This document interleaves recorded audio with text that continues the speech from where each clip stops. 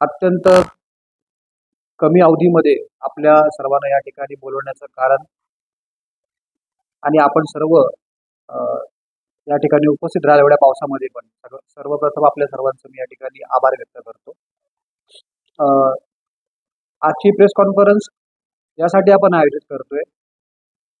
खरं तर आपण एक इंटरव्ह्यू देऊन पण आपल्याला प्रसार माध्यमांपर्यंत हे पोचवता आलं असतं, परंतु नवी मुंबईच्या एक प्रमुख जे घटक आहेत त्यामध्ये पत्रकार जे आहेत ते सुद्धा एक महत्त्वपूर्ण त्याचा भाग आहे आणि त्यामुळेच तुमच्या कानापर्यंत ही गोष्ट जावी, त्याला प्रसिद्धी मिळावी याकरता ही प्रेस कॉन्फरन्स आपण बोलवलेली आहे. आणि अवघ्या थोडक्या शब्दामध्येच मी आपल्या सर्वांना सांगणार आहे की जेव्हापासून महासभा विसर्जित झाली, नगरसेवकांचा कार्यकाळ संपला, तेव्हापासून प्रशासन या ठिकाणी प्रशासक म्हणून काम करत आहे. या दरम्यान ज्याप्रमाणे प्रशासनाच्या अधिकाऱ्यांना वाटेल त्याप्रमाणे कोणत्याही वार्डामध्ये कशाही पद्धतीने काम काढणे, त्याच्यामध्ये समानता न ठेवणे, म्हणजे जर मुख्यमंत्र्यांकडनं फोन आला तर त्याची कामं पहिली करणं, मुख्यमंत्र्यांकडनं फोन येत नसेल आणि त्या वार्डामध्ये सामान्य नगरसेवक असेल त्यांच्या वार्डाकडे दुर्लक्ष करणं.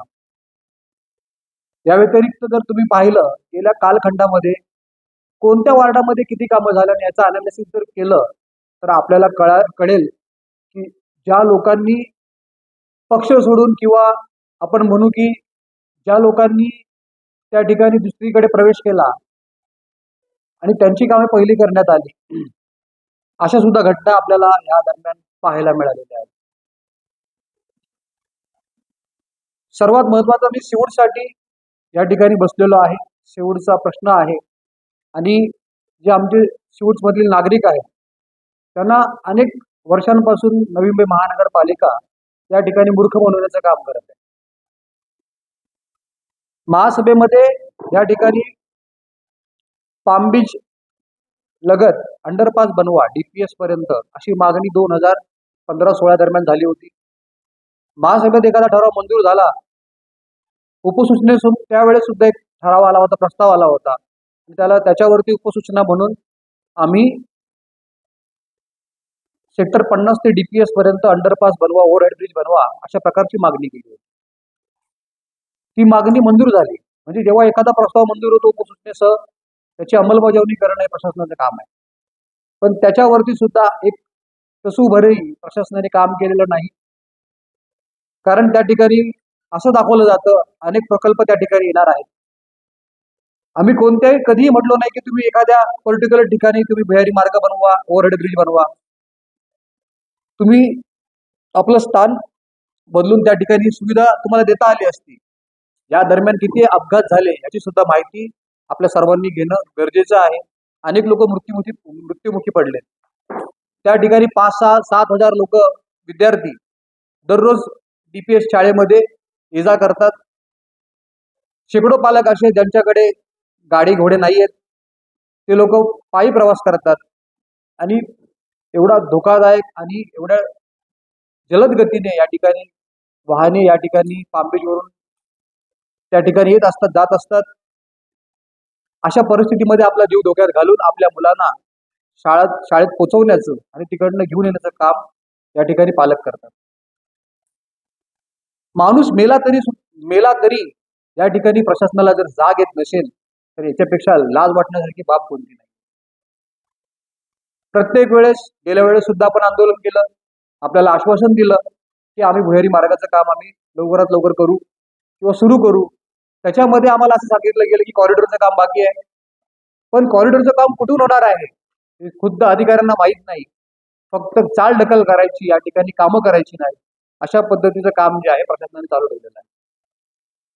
हा झाला भुयारी मार्गाचा विषय. या ठिकाणी शेजारीच हे भूखंड क्रमांक 2 गेल्या अनेक वर्षापासून या ठिकाणी मोकळा पडलाय आणि त्या ठिकाणी कॉन्ट्रॅक्टरच्या गाड्या, स्वीपिंग मशीन ठेवण्यासाठी तो भूखंड कॉन्ट्रॅक्टरला अनधिकृत पद्धतीने भाड्यावर दिला जातो. सिडकोचं जर ॲग्रीमेंट पाहिलं तुम्हाला सबलीज करता येत नाही. मग कसं काय तुम्ही एखाद्या कॉन्ट्रॅक्टरला तुम्ही त्या ठिकाणी भाड्याने जागा दिली याची पण चौकशी होणं गरजेची आहे. ते कोणी केलं सबलीज त्या अधिकाऱ्यावरती पण कारवाई होणे गरजेचं आहे. म्हणजे याचा अर्थ कुठेतरी तुम्ही धनाढ्य लोकांना मदत करण्याच्या मागे सामान्य नागरिकांचं तुम्ही नुकसान करत आहात. त्या ठिकाणी स्पोर्ट्स सेंटरची मागणी आहे. आम्हाला वेळोवेळी सांगितलं जातं की सदर भूखंडाचा वापरात बदल जोपर्यंत होत नाही तोपर्यंत त्या ठिकाणी स्पोर्ट्स सेंटर बनणं हे अशक्य आहे. मग मला प्रश्नाला हा प्रश्न विचारायचा आहे, तुम्ही सांगताय आपला डीपी प्लॅन बनणार आहे, डीपी प्लॅन अजून मंजूर नाही झाला. डीपी प्लॅन मंजूर झाला तरच त्या ठिकाणी काम सुरू करता येईल. जर असं आपलं म्हणणं असेल तर माझा प्रशासनाला एक प्रश्न आहे की बाजूला दोन मोठे मोठे करोडो रुपयाचे प्रोजेक्ट चालू आहे, शेकडो करोड रुपयाचे प्रोजेक्ट त्या ठिकाणी आपण म्हटलं तरी हरकत नाही, हजारो कोटींचा प्रोजेक्ट त्या ठिकाणी दोन सुरू आहे. त्या दोन्ही प्रोजेक्टला ज्या वेळेस नवी मुंबई महानगरपालिकेने ज्यावेळेस ना हरकत प्रमाणपत्र दिलं त्यांच्या अभिप्रायामध्ये त्यांनी नमूद केलेलं आहे की महासभेमध्ये अशा प्रकारचा ठराव झालेला आहे. डीपी मध्ये ज्या ठिकाणी तरतूद केलेली आहे, जो आपला जो हा झोन आहे इंडस्ट्रियल झोन आहे त्याच्याऐवजी त्या ठिकाणी रेसिडेन्शियल झोन त्या ठिकाणी त्याची दुरुस्ती केलेली आहे. अशा प्रकारची नोटिंग करून बिल्डरला फायदा होण्याकरता जर ती प्रस्तावित केलेली नोटिंग त्याचा वापर होऊ शकतो. डीपी मंजूर त्या ठिकाणी नसताना सुद्धा FSI त्या ठिकाणी मंजूर होऊ शकतो. मग आमच्या नागरिकांना स्पोर्ट्स सेंटरसाठी त्याचा वापर करता येत नाही. ह्या दोन्ही गोष्टी वेगळ्या वेगळ्या, म्हणजे पैशावाल्यांना वेगळ्या त्या ठिकाणी नियम आणि जे नागरिक आहेत त्यांना वेगळा नियम, असं कसं होऊ शकतं? माझं म्हणणं आहे की याच्यामध्ये पण चौकशी झाली पाहिजे की तुम्ही जो ना हरकत दिला त्याच्यामध्ये त्यावेळेस सुद्धा आपला डीपी मंजूर नव्हता. याचा अर्थ असा, एकतर ते कायदेशीर बेकायदेशीर केलेलं आहे किंवा तुम्ही आमची फसवणूक करताय. तुम्हाला ते करता येतं परंतु तुम्ही जाणीवपूर्वक त्या ठिकाणी कायद्यामध्ये तरतूद नाही किंवा डीपी मंजूर नाही अशा प्रकारच्या वल्गना तुम्ही करत आहे. याची पण चौकशी होणं गरजेचं आहे. तिसरा महत्वाचा विषय या ठिकाणी, आता हे दोन प्रोजेक्ट झाल्यानंतर आपण जर सिवूड्स मधला विभाग बघितला, सिवूड्स मध्ये काही ठिकाणी उद्यानं आहेत परंतु जॉगिंग ट्रॅक जो आहे हा ज्वेल ऑफ नवी मुंबईकडे आहे आणि ज्येष्ठ नागरिकांना या ठिकाणी 2 किलोमीटर चालत जाऊन त्या ठिकाणी त्याचा उपभोग घेता येणं शक्य नाही. मग अशा परिस्थितीमध्ये जो हा जॉगिंग ट्रॅक होता किंवा या ठिकाणी जर आपण बघाल जो सर्व्हिस रोड होता त्याचा वापर वर्षानुवर्ष नागरिक करत होते, तो आता राहणार नाही. आता बिल्डर हे दोन प्रोजेक्ट झाल्यानंतर त्या ठिकाणी वर्दळ वाढणार आहे. अशा परिस्थितीमध्ये गेल्या अनेक वर्षापासून सेक्टर 50 ते सावळा हॉस्पिटल LNT ब्रिज पर्यंत जॉगिंग ट्रॅक बनवा हा ठराव महासभेत मंजूर झालेला आहे. त्याला 9 वर्ष झाले, त्याच्यावर सुद्धा कोणत्या प्रकारची कारवाई प्रशासनाने केलेली नाही. ही सुद्धा लाजिरवाणी बाब आहे. हा विषय झाल्यानंतर एक सर्वात महत्वाचा विषय जो आहे हा सिवूडच्या जे सिडको कॉलनीमध्ये लोक राहतात त्यांच्याकरिता आहे. आणि या ठिकाणी आपल्याला पाहायला मिळेल कशा प्रकारे आपल्या कायद्यामध्ये तरतूद असताना सुद्धा जे IAS अधिकारी आहेत, आयुक्त आपण ज्यांना म्हणतो, ते सुद्धा कशा प्रकारे या ठिकाणी नागरिकांना न्याय देण्यामध्ये असफल झालेले आहेत. आपली जो महाराष्ट्र महानगरपालिका अधिनियम आहे त्याच्या अंतर्गत 265 कलम आहे. त्याच्यामध्ये स्पष्ट उल्लेख आहे की जर एखादं धोकादायक बांधकाम असेल त्याचं स्ट्रक्चरल ऑडिट केल्यानंतर त्याच्यामध्ये काही फॉल्ट त्यामध्ये सापडला असेल तर त्याची दुरुस्ती करण्याचं काम त्या मालकाचं आहे. आणि त्याची दुरुस्ती होत नसेल आणि ते बांधकाम तसंच ठेवलेलं असेल तर त्याच्यावरती गुन्हा दाखल करण्याचं काम जे आहे नवी मुंबई महानगरपालिकेचं आहे, आयुक्तांचं आहे. आयुक्तांना ते अधिकार आहे. जर दावा दाखल करता येत नसेल सिडकोवरती, त्या सिडको निर्मित इमारतींचा मालक कोण आहे? सिडको. प्रशासन म्हणून जर सिडकोवरती त्या ठिकाणी आपल्याला गुन्हा दाखल करता येत नसेल तर त्या ठिकाणी अजून एक तरतूद आहे की जो खर्च दुरुस्तीसाठी लागेल तो खर्च नवी मुंबई महानगरपालिकेने करायचा आणि नंतर तो खर्च त्या इमारतींच्या मालकाकडून तो वसूल करायचा, म्हणजे सिडकोकडून वसूल करायचा, अशा पद्धतीची सुद्धा तरतूद त्या ठिकाणी आपल्या अधिनियमामध्ये आहे. मग हे अधिकारी का दुर्लक्ष करतात? का त्यांनी या निकृष्ट जे बांधकाम झालं त्याच्यावरती नागरिकांना न्याय देण्याचं काम का नाही केलं? अधिनियम हा अधिकाऱ्यांसाठी जास्त आहे, लोकप्रतिनिधींसाठी तर आहेच, पण जे त्या ठिकाणी नवी मुंबई महानगरपालिकेमध्ये अधिकारी काम करतायत त्यांनी तो अधिनियम वाचला पाहिजे, त्यांची अंमलबजावणी त्यांनी केली पाहिजे. परंतु तो आपल्याला दिसेल एकही अधिकारी त्याची अंमलबजावणी करत नाही, आणि त्याच्यामुळे आमच्याकडे शेकडो घटना झाल्यात, अनेक लोक जखमी झाले, त्याच्यामध्ये आमच्या लोकांना आर्थिक त्या ठिकाणी नुकसान होतंय. कारण ह्या सगळ्या धोकादायक जे इमारती झालेल्या आहेत त्यांचं बांधकाम सिडकोने केलेलं आहे, आणि त्या सिडकोवरती कारवाई करण्याकरता आयुक्त आणि नवी मुंबई महानगरपालिका पाठीपुढे पाहत आहेत. कोणी आयुक्त आला आणि कोणी आयुक्त गेला, कधीही त्यांनी आम्हाला न्याय देण्याचं काम केलेलं नाही. आमचं म्हणणं आहे, तुम्हाला गुन्हा नोंद करता येत नाही ना, तर तुम्ही आमची दुरुस्ती करून द्या, नियमामध्ये जी तरतूद आहे ती करून द्या. जर तुम्ही आमची ती दुरुस्ती केली नाही तर आम्ही जे आंदोलन आहे, आता आम्ही तुम्हाला फक्त इशारा देतोय उद्याच्या आंदोलनातून, परंतु जर तुम्ही त्याच्यामध्ये तरतूद असून सुद्धा तुम्ही त्या ठिकाणी आमच्याकडे दुर्लक्ष करण्याचं काम केलं किंवा त्याला टाळण्याचं काम केलं, तर आम्ही हे आंदोलन कधी संपू देणार नाही. जोपर्यंत याचा निकाल लागणार नाही तोपर्यंत आंदोलन आम्ही नागरिकांतर्फे सुरू ठेवू, शेवटच्या नागरिकांपर्यंत, शेवटच्या नागरिकापासून, पहिल्या नागरिकापासून शेवटच्या नागरिकापर्यंत आम्ही पोहोचू आणि ते आंदोलन सुरू ठेवू. या सगळ्या गोष्टी नवी मुंबई महानगरपालिकेत चालू असताना तुमच्या सर्वांचं लक्ष मला अजून एक गोष्टीकडे वेधायचं आहे, ती म्हणजे हल्लीच्या काळामध्ये महासभा विसर्जित झाल्यापासून मनमानी पद्धतीने प्रवेश प्रक्रिया राबवणे आणि काही अधिकाऱ्यांच्या इन्फ्लुएन्समध्ये त्यांना वाटेल तसं त्या कायद्याची पायमल्लीकरण तुडवणे, त्याला प्रवेश प्रक्रियेमध्ये घोळ घालणे, ही सगळी कामं जी आहेत एक सक्षम अधिकाऱ्यांच्या माध्यमातून सुरू आहेत.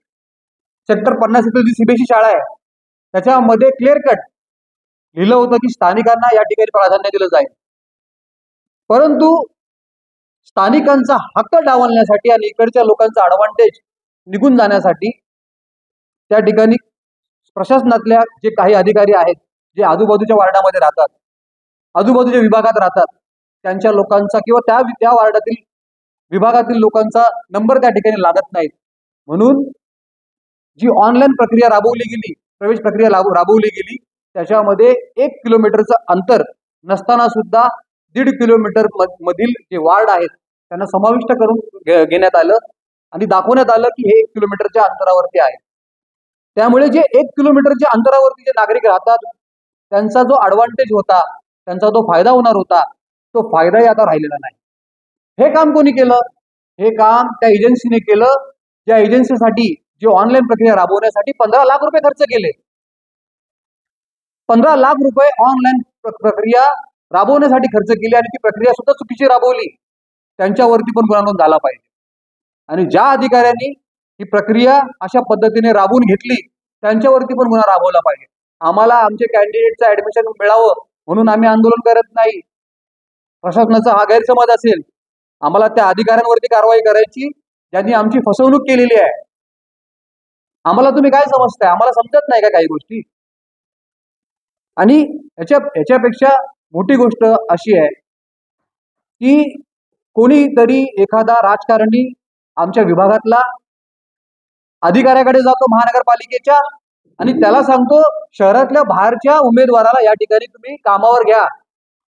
कागदपत्र नसताना तो उमेदवार इकडचा नसताना जबरदस्ती त्या ठिकाणी या ठिकाणचे त्यावेळेचे उपायुक्त आणि अतिरिक्त आयुक्त यांच्या संगनमताने गेल्या वर्षी सुद्धा अनधिकृत पद्धतीने बालवाडी मदतनीसची भरती झाली. त्यावेळेस सुद्धा मी आंदोलन केलं होतं, परंतु कालांतराने आयुक्तांनी विनंती केली, गणेश नाईक साहेबांनी त्या ठिकाणी मध्यस्थी केली आणि सांगितलं ज्या उमेदवारांवरती अन्याय झाला त्या उमेदवारांना परत घ्या. परंतु प्रशासनाने त्यांचा पण शब्द ठेवला नाही. 3 उमेदवार होते, त्यापैकी पुन्हा यावेळेस 1 उमेदवाराला घेतलं आणि 1 उमेदवार जो नवी मुंबईचा रहिवासी नाही, उल्व्याचा रहिवासी आहे, त्याला सुद्धा या ठिकाणी निवडण्यात आलं होतं. भले त्याला त्या ठिकाणी अपॉइंटमेंट लेटर दिलं नाही, परंतु त्याची निवड झाली होती आणि त्याला कामावर बोलवण्यात आलं होतं. ही मला जेव्हा बाब कळाली तेव्हा मी आकांक्षा फाउंडेशन, जी सेक्टर 50 येथे शाळा चालवते, त्यांना संपर्क केला आणि त्यांना विचारलं, मला जे कॅन्डिडेट सिलेक्ट जे झालेले आहेत त्यांचे कागदपत्र तपासायचे आहेत. आणि त्यांना ही गोष्ट लक्षात आली की कुठेतरी आता हे बिंग फुटणार आहे, म्हणून त्या लोकांनी सर्वे केला, त्या कॅन्डिडेटला कामावरती येण्यापासून थांबवलं. तरी सुद्धा या ठिकाणी ते प्रकार थांबले नाहीत. राजकारणाच्या माध्यमातून दबाव आणून प्रशासनावरती बाहेरचा कॅन्डिडेट भरण्याचं या ठिकाणी काम सुरू आहे. ते कोण राजकारणी करतात त्याचं पण उत्तर मी काही दिवसानंतर देणार आहे. कारण आमचा जो लढा आहे, आम्हाला त्याला फाटे त्या ठिकाणी दुसरा काही त्याच्यामध्ये आम्हाला डायव्हर्ट करायचा, हा विषय आम्हाला डायव्हर्ट करायचा नाही. म्हणून आत्ताच्या तरी घडीला आम्ही त्या राजकारणाचं नाव घेत नाही. पण त्या राजकारणाला कळालं पाहिजे की राजकारण तुमच्या शिफारशीवरून चालत नसतं. लोकांचं ज्या वेळेस तुम्ही कोणाच्या तरी एका माणसाची शिफारस करता, त्यावेळेस दुसऱ्या माणसावर पण अन्याय होऊ शकतो. यावर पण याकडे पण तुम्ही लक्ष द्यायला पाहिजे. जो लोकप्रतिनिधी सर्वांना न्याय देतो त्यालाच आपण खऱ्या अर्थाने आपला जनमानसातला नेता म्हणतो, त्यालाच आपण जनसेवक म्हणतो, लोकसेवक म्हणतो. आणि जर असे लोकसेवक, असे जनसेवक बाहेरच्या लोकांना या ठिकाणी आणून स्थानिक नागरिकांवर अन्याय करत असतील, तर मी तुम्हाला सांगतो स्थानिक नागरिक जे आहेत त्यांना कधी माफ करणार नाही. तर मित्रांनो, मला या ठिकाणी एवढं सांगायचं होतं, या ठिकाणी अनेक विषय आहेत जे नेव्हर एंडिंग आहेत, परंतु आपल्या सर्वांचा वेळ अमूल्य आहे आणि वातावरण पण त्याप्रमाणे आपण बघितलं तर आपण असं म्हणतो की आज जास्त पावसाचं वातावरण आहे. तुम्ही तरी सुद्धा या ठिकाणी हे सगळं कव्हर करण्याकरता, रेकॉर्ड करण्याकरता, त्याची दाद घेण्याकरता आपण या ठिकाणी उपस्थित झाला. आपल्या सर्वांचे या ठिकाणी मी मनपूर्वक आभार व्यक्त करतो. धन्यवाद. आणि उद्या सकाळी 10 वाजता या सर्व प्रश्नांवरती जाब विचारण्याकरता आम्हाला फक्त लेखी आश्वासन पाहिजे नाही, आम्हाला टाइम लिमिट, हे काम करण्याकरता तुम्ही किती वेळ घ्याल, जोपर्यंत त्याच्यासह आम्हाला त्या लेखी उत्तर मिळणार नाहीत तोपर्यंत आंदोलन आम्ही मागे घेणार नाही. उद्या माझा वाढदिवस जरी असला, परंतु तो वाढदिवस त्या ठिकाणी साजरा न करता त्या ठिकाणी आक्रोश आम्ही त्या ठिकाणी व्यक्त करणार आणि जोपर्यंत आमचे प्रश्न मार्गी लागणार नाही, हे आंदोलन त्या ठिकाणी थांबणार नाही, असं मी जाहीर करतो. नवी मुंबई मधील ताज्या बातम्यांसाठी वाशी समाचारला सबस्क्राईब करा.